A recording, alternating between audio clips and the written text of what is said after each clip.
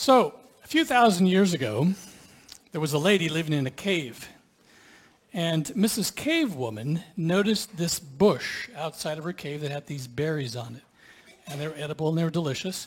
And she noticed other berry bushes around. And she began to be aware that some of these berry bushes were doing better than other berry bushes. Some of them had more light, and some of them had more water. And so there were different things happening which made some of the berries grow better. She was aware of this huge light that went across the sky every day, and there seemed to be some correlation between when this light shone on the berry bushes and how many berries it made. And other things were happening, like there was water, and sometimes there would be rain, and sometimes there would be long periods where the berry bushes would just sort of shrivel and get weak, and then it would rain, and they would be flourishing. Mrs. Cave Woman also had a Mr. Caveman who liked to go hunting, and he would go hunting when he wasn't selling cave insurance, and he would come back and he would talk about how sometimes when he was hunting, everything seemed to just go perfectly. They would come over a rise and there would be a big mammoth or a bison, and they would just be able to kill it right away. And other times they would be trying for days and days and days and not see a single thing, like some hunters I know. And there were other things going on. For example, the cave lady also noticed that at night there was this large light that would go across the sky. And this light actually changed. And over the course of about 30 days, it would get smaller and smaller and smaller, and then it would start getting bigger and bigger and bigger and back to where it was. She was fascinated by all these forces that were going on. She also realized that coincidentally, her body had a similar cycle that seemed to last about the same amount of time as the moon's cycle. And at the end of the cycle, her body went through these transformational stages. She also became aware that about halfway through this cycle, very often, she and Caveman became particularly interested in each other. And often after a large meal and perhaps a bottle of wine, and things would happen that didn't normally happen. And sometimes this would result in other things happening inside her body. So there were all these mysterious cycles and events that were happening all around them. And these different things, they began to give them names. They gave a name to the sun. They gave a name to the moon. They gave a name to the rain. They gave a name to this force that seemed to help when they were hunting. They gave a name to the forces that made a lot of noise in the sky and made thunder and lightning. And so they had all these different names. And as they ran into other cave people, they discovered that they had similar names, or maybe they had different names for the same thing. And as they would talk, and they would say, yeah, we call that this. Well, we call that this. And there was, throughout the Fertile Crescent, there was one name which reoccurred again and again, and that was the name of El. And El was the god over all the other gods, the creator god, the big god, the huge god. And a lot of different cave groups or villages or eventually towns came to adopt this particular name as the god, creator god. Some of the names were very interesting. Like in ancient Greek, there was a goddess whose name was Artemis, and Artemis was the goddess who helped in hunting, and she was also the protector of small animals, which is kind of weird. It's okay, come on. In ancient Sumeria, there was actually a goddess of beer, Nikasa.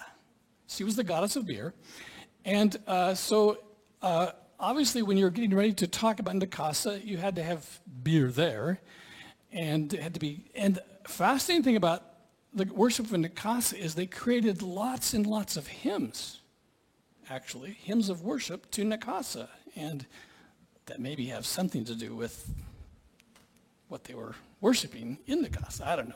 Does that make you sing? But the obvious conclusion in all of this, naming these entities, was these forces out there, they have some influence, some control over me. So is there any way that I can influence them? And so the altar occurred. And they decided that maybe there would be some way that we could communicate to these forces that we would appreciate their interest in our lives, we'd appreciate their help in our lives, we'd appreciate at least them not bothering us. And so they came up with the idea of the altar. Now, where do you put the altar? Well, most of the early humans presumed that the gods were up in the upper part. And so they had this vision. In fact, I created a picture of this for you one time, of the earth being flat. All the gods lived up above in the heavens. And underneath was where the dead went. It's where Hades was, and it was where Satan or the people of darkness were down there. And do you know when this viewpoint of existence actually changed? When we actually got beyond that viewpoint? It was with Copernicus, around 1000, not that long ago. 1000 AD is when we abandoned the flat earth idea. And kind of as a side note, you will notice, if you look carefully, we are still heavily influenced by that. We still sing hymns about heaven coming down, about going up to meet God. In fact, I recall when the first cosmonaut went into space, and he looked out the window of his tiny little space capsule and he said, well, sorry, but God's not here after all, because we're still influenced by that. So you have an altar, you have the gods up there, and you're trying to communicate to them that you want them to be happy with you, you want them to have success in your hunt, you want to have success in the cave, you want to have success with your family, you want to have protection. And so to each one of these different gods, you created an altar, and the practice started of bringing some sort of an offering to this god. And the offering was often connected with what you wanted the god to do. If you wanted to have a better wheat crop, then you brought some wheat. But here's the problem with this whole system. Let's say that you have a really poor year, and so you bring some grain, and you offer it to this grain of goddess, this goddess of grain, and then you have a bumper crop. Well, you can't then bring the same amount, because that would seem like, you didn't really appreciate what this goddess did, so you have to bring more. So you bring more, and the next year's a hard year, so you think, okay, what does that mean? Maybe my bringing more wasn't quite enough. I'm going to have to bring even more. So you bring more the next year and you have a big crop, but then you think, wow, the last time I brought this much, I had a big crop, but what if she wants more than that? So it is never ending that you have to always give something additional. There's always this draw that there's this feeling, there's this terror that I might not be doing quite enough. And there's always this tension. So out of the midst of all this, there also arose a certain group of people who seemed, or at least claimed, to have intimate knowledge with these gods as to exactly what they wanted. And for maybe a small price or a small fee, or maybe part of your offering, they would tell you what you needed to bring. They were called these priests or priestesses. And some of them were good people, and they were trying to do their best. Some of them simply were trying to take advantage of the system. And we have some of those people, unfortunately, practicing that even today in the church. So you bring this offering, and you hope, and you pray to this. You do everything you can. You make any kind of a sacrifice, and of course, the ultimate sacrifice that you could possibly make would be something that you desperately loved. You wanted to do anything you can to please the God that seemed to be influencing your life. Now, in the midst of all this point in human history, a most amazing thing happens. There is a man whose name is Abraham, and he lives in Ur of the Chaldees, in Samaria, in the Fertile Crescent, one of a very prominent city. In the middle of the city, in fact, that's where Nukasa was being worshipped, and there was also many, many other gods there. And it's thought that perhaps Abraham's father may have even actually been a priest. We don't know for sure. There's some rumors about that. But nevertheless, Abraham had God speak to him. Unheard of. Unbelievable. Prior to this, no one knew. All you had was mystery. How do you know how to please these gods? And Abraham had God speak to him, and it was El. It was the most powerful. It was the creator God. And he spoke to Abraham in the 12th chapter of Genesis. And it says, Abraham, leave your country, your people, and your father's household. Now, what is this? This doesn't just mean go on a trip. What God is telling to Abraham is this whole system that your father and you have been living under, that all of humanity have been living under, I want you to leave that. There's an ancient Jewish story, and no idea if it's true or not, but it's a story, that on the night before Abraham and his father and all his household left Ur, he went into the room where his father had all of these idols to all the different gods in there, and he took an axe and he broke every single one except for El, and he stuck the axe in his hands and then left. The next day his father comes in and he goes, what's going on? Who destroyed all of my idols? And there's El standing with the axe.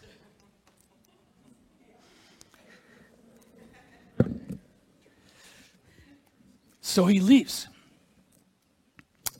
But understand that Abraham is still under this system of an altar. So he says, come on. God says, come on, I'm taking you to a new land. And I'm going to take you to a new place, and I'm going to bless you in that new place. And so the first thing that Abraham does when he gets there, he says, so he built an altar to the Lord who had appeared to him. I mean, that's what you do. You built an altar. And so he moved to another place. He came toward the east, towards Bethel. He pitched a tent on Bethel in the west and Ai on the east. And there he built another altar to the Lord. And he called on the name of the Lord. So here you have Abraham who is disrupting everything. And God says to him, you see all the stars. Now the stars were really significant to those people because they believed that the stars were sort of the blessing of the gods, that the gods had sprinkled them up there for their own interest, for their own entertainment, for their own amazement.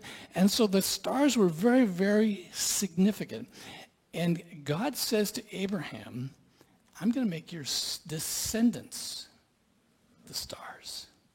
No longer will the stars reflect the power of these entities, but your descendants will be the very stars. Your descendants will reflect me. Your descendants will be the stars that illustrate that God is in power.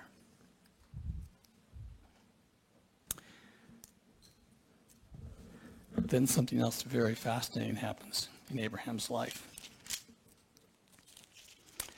I can't go into all the things that happens during this process. It's so fascinating.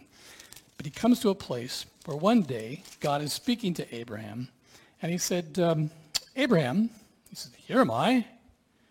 This nice conversation with God. God said, take your son, your only son. Now, I'm sure you all know the story before this, but let me just refresh you. That Abraham had married Sarah, and from the very beginning, she was barren. She could not have children. And so God said, I'm going to give you descendants that are going to be like the sands of the sea, like the stars in the heavens. And he's going, yeah, I don't know how that's going to work because my wife can't have any children.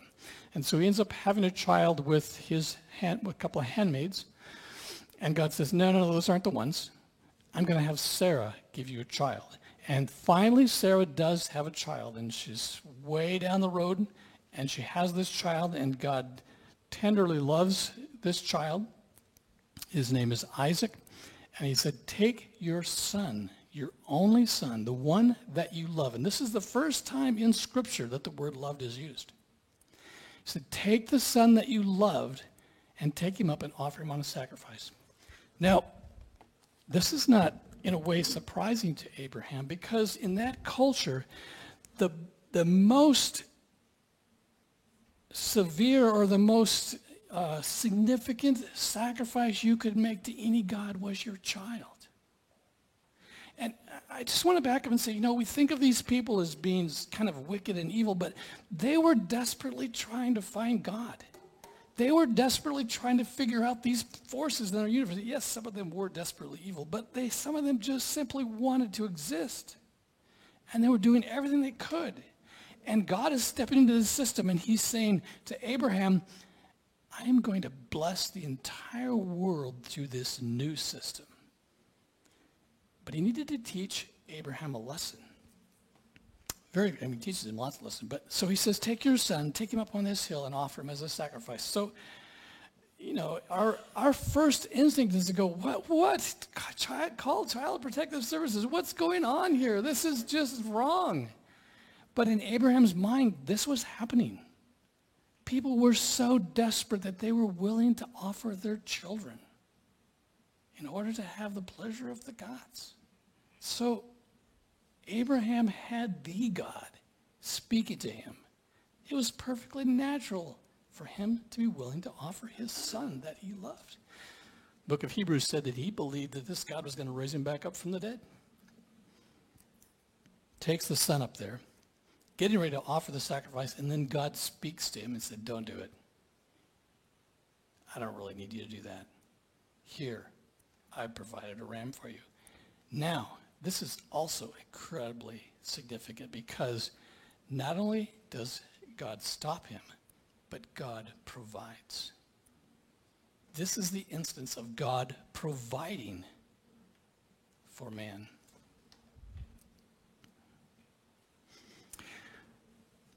So,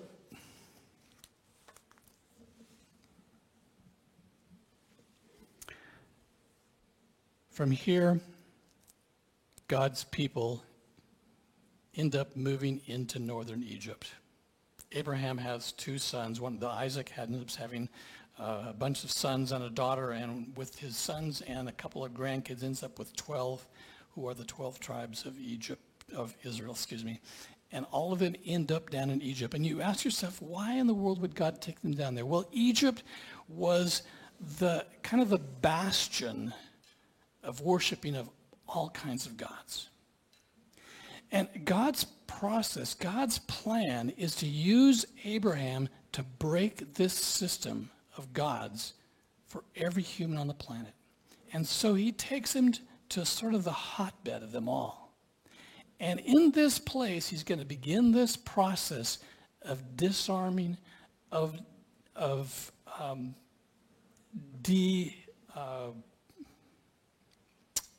taking away their power, taking away their authority, taking away everything from them until El is the only God left, Yahweh.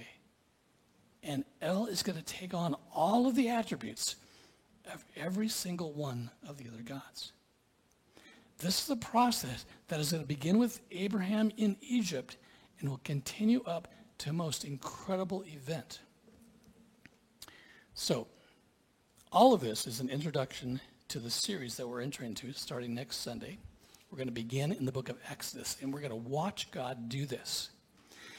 And we're going to see that there are actually many influences from that culture that still exist in us. There are still ways that we offer sacrifices. There are still ways in which we bring things to the altar. There are still ways in which we make agreements with God. And we say, God, just do this for me. I know that you've done that. I've done that. If you'll just make this happen or make this go away. And even sometimes in our words of worship, we talk about bringing God a sacrifice. We talk about putting things on the altar. All of that is residual from clear back to here.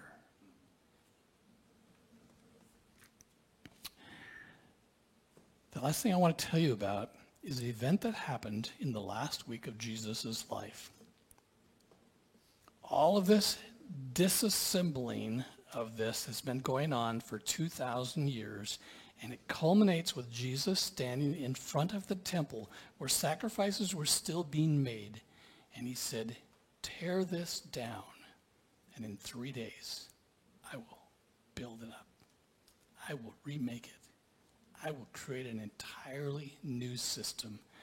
All of this will be gone. Which makes it very appropriate for us to move into communion. Because communion illustrates to us the death of this system, the death of these gods, the death of those ways of thinking, even in our own minds today, and the beginning of new life in Christ. So I want you to take your hymnal. Turn with me to 186. Stand, and we're going to just sing the first verse as the elders come and serve us communion.